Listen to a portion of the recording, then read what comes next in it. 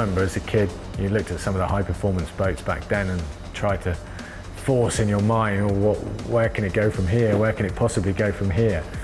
And you know, someone said to me then that 30 years later we'd be ripping around at 50+ knots in foiling monohulls. I would have just laughed at them and gone, that's just insane. It never happened. There's nothing quite like it.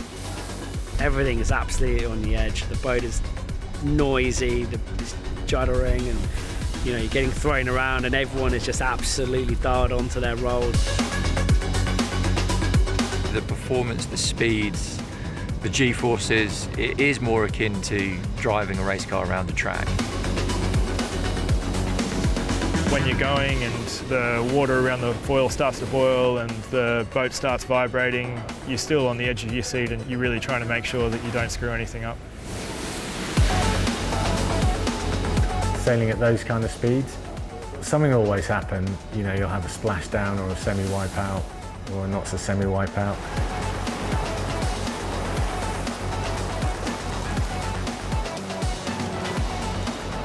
It's a stark reminder of just the speeds that you're going and the loads and on the boats and the G-forces and the manoeuvres.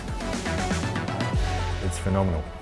The AC40, straight out of the box, it was a great bit of kit to get our hands on. It's got plenty of power and it is a very responsive, twitchy kind of boat. It's an impressive boat. It's very fast, dynamic, relatively lightweight, I'd say. You get 2 helms split each side, they don't move. There is definitely an element of multitasking and there's a lot of button pushing that's going on. It's quite a lot for the helms to do as well as steering the boat. They're quite heavily loaded up with all of the autopilot and the can operations.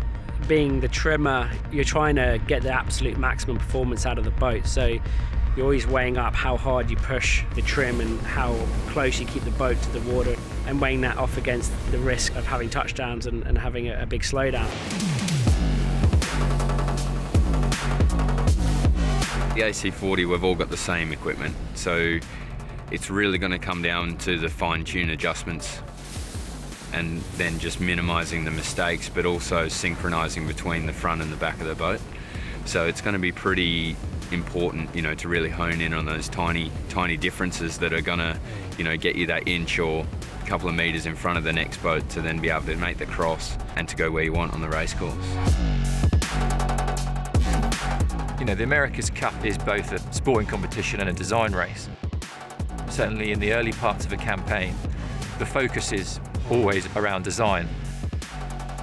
Villanova provides a nice line in the sand for teams to take that shift and really start looking at the nuances and the intricacies of racing these boats.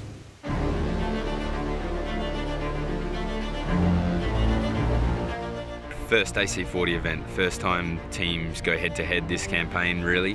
It's the first chance at little mind games. It's the first tiny little things to get that, you know, that skip in your stride. So I think it's a pretty important first hit out.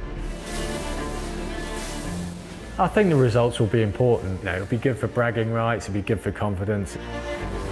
As a sailing team, we want to, you know, show that we can go out there and race at the highest level and get the results.